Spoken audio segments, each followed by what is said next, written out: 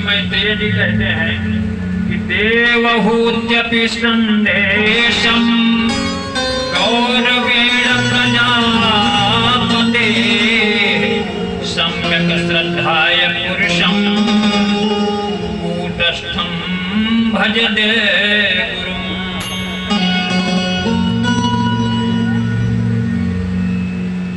प्रजापति कर्दम जी के आदेश से देवहूति ने उन पर पूर्ण विश्वास किया और निर्विकार निराकार जगत गुरु भगवान श्री हरि विष्णु की आराधना करने लगे। बहुत समय बीत जाने के बाद मधुसूदन कर्दम जी के वीर्य का आश्रय लेकर के उनके गर्भ से इस प्रकार प्रकट हुए जैसे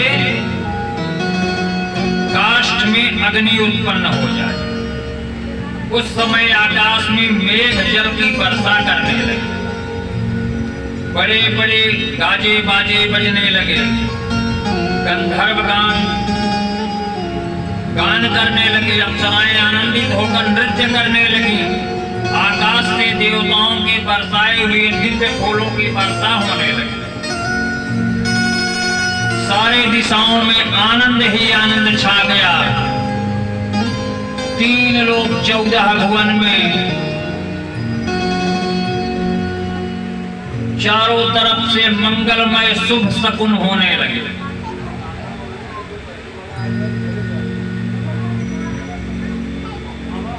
ब्रह्मा जी ने कहा कि हे प्रिय कर्दम, तुम दूसरों को मान देने वाले हो, तुम मेरा सम्मान करते हो, जो मेरी आज्ञा का पालन किए, इससे तुम्हारे द्वारा निष्कपट भाव से की गई पूजा संपन्न हुई। पुत्रों को अपने पिता की सबसे बड़ी सेवा यही करनी चाहिए कि जो आज्ञा ऐसा बार बार बोलता रहे।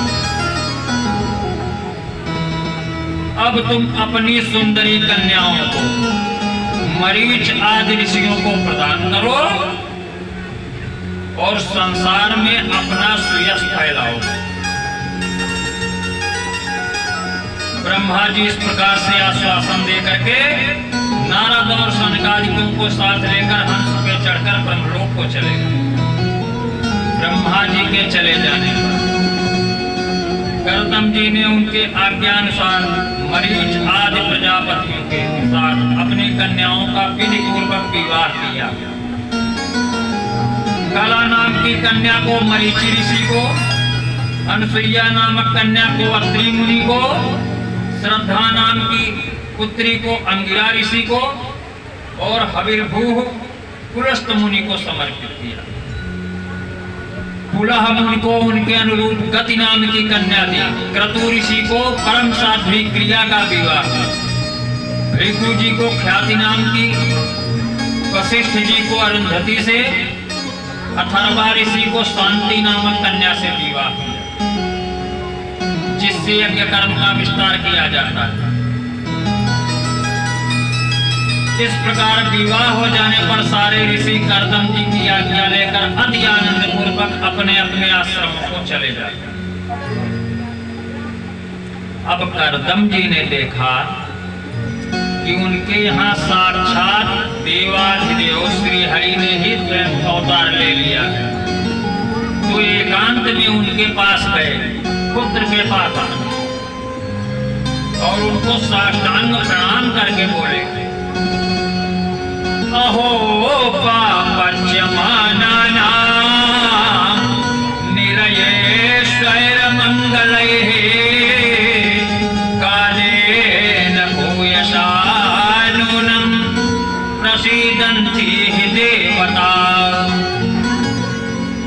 बोले अपने पाप कर्मों के कारण इस दुखमय संसार में बहुत काल बीतने पर प्रसन्न होते हैं, लेकिन जिनको योगी जन अनेक जन्म के साधन से सिद्ध की गई समाधि के द्वारा एकांत में देखने का प्रयास करते हैं, आज वो शुभ अवसर हमको प्राप्त हुआ।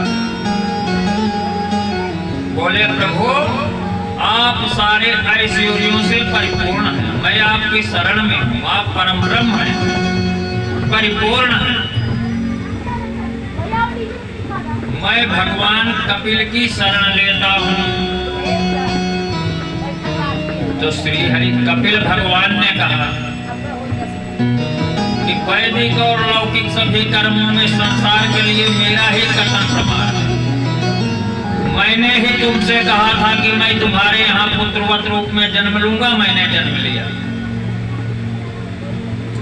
मैं आज्ञा देता हूँ तुम इच्छा अनुसार जाओ और संपूर्ण कर्म मुझको अर्पित करते हुए दुर्जय मृत्यु को जीत कर मोक्ष पद को प्राप्त करो और मेरा भजन।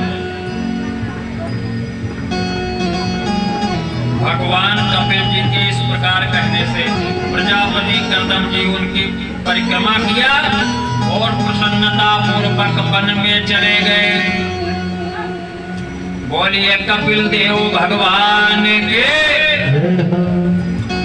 आज की कथा का समापन हम यहीं पर करेंगे और कल जो आने वाले समय में भगवान की जैसे कृपा होगी कल की कथा आपको बताई जाएगी। कल देवहूति को कपिल भगवान तत्व ज्ञान की प्राप्ति करवाएंगे। स्वयं मन की कन्याओं का वंश वर्णन होगा।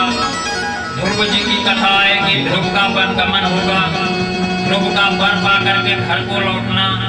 राजा बेन की कथा होगी, महाराज पृथु की कथा होगी, भरत जी का चरित्र होगा, भरत जी का मृत्यु मोह जाल में फंसना, भरत जी का पुनः ब्राह्मण कुल में जन्म लेना, भरत जी के वंश का वर्णन, नरकों की विभिन्न गतियों का वर्णन, अजामिल जी की कथा, बृहस्पति के द्वारा देवताओं का त्याग करना, नारायण कवच का उपदेश देना, विश्वरूप का वध होना, वृतासुर द्वारा देवताओं की पराजय, दधीच ऋषि की अस्थियों से वज्र का निर्माण करना, इंद्र पर ब्रह्म हत्या का पाप लगना, पुंसवन व्रत की वृद्धि, हिरण्यकश्यप की तपस्या और वर प्राप्ति, प्रहलाद जी का जन्म एवं चरित्र, हिरण्यकश्यप का वध।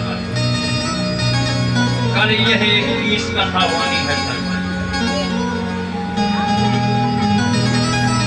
आप लोग श्री हरि के पावन नामों का संकीर्तन करें और प्रभु की जो कृपा होगी कल की कथा सुनाई जाएगी। बोलिए आनंद कंद भगवान के जय हो।